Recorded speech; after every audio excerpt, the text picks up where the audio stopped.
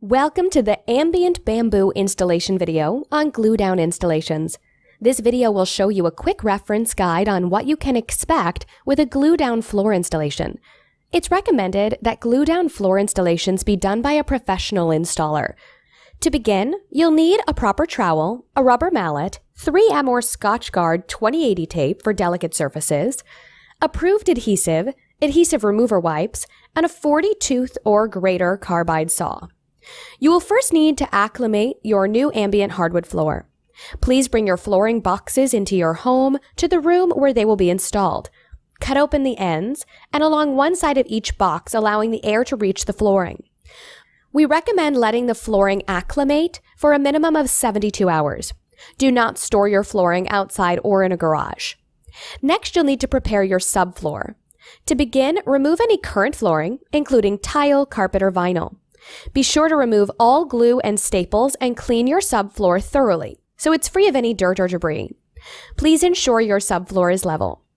Once you have a smooth, clean, and flat subfloor, you're ready to begin installing your new ambient hardwood floor. Spread the approved adhesive with the proper trowel to a small workable area.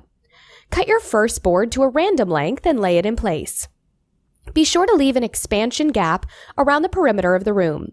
You can cut shims of scrap flooring or purchase ready-made shims from your local hardware store. These will help hold your boards in place and keep your expansion gap even. Continue using full boards until you reach the opposite wall, where you will need to cut your end piece. If you continue using different length starter boards, you'll get a staggered appearance on your floor. Be sure to use your rubber mallet to tap each board tightly against the adjacent boards. Use the recommended tape to hold the boards together until the adhesive dries. You can walk on the boards after they're installed to help ensure a tight bond is made with the adhesive. Be sure to clean up any glue that touches the surface of the boards immediately using the adhesive remover wipes. Do not allow any of the adhesive to dry on the surface of your floor. You'll need to cut out notches in some boards when you reach vents, door jambs, or other unique places in your home. To do this, measure the notch that needs to be cut and make the first 2 cuts with your saw. You may then need a skill saw to make the final cut. Once your floor is complete, you can install your baseboards or shoe moldings to cover your expansion gap.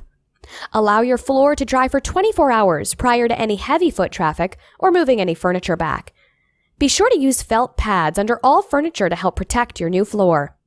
We hope you found the information in this video useful for your installation needs. But if you have any questions, an Ambient representative is just a phone call away. We take pride in the quality of our products and hope you enjoy your new floors for many years to come.